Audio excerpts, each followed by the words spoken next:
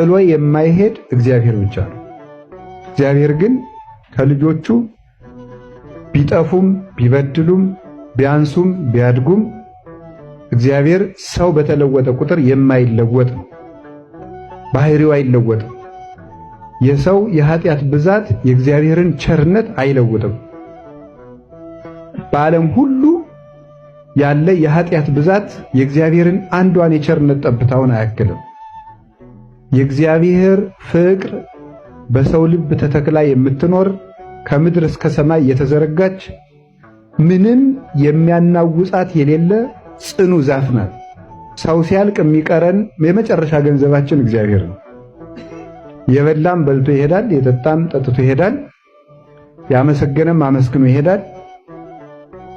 ሁሉም ይሄዳል።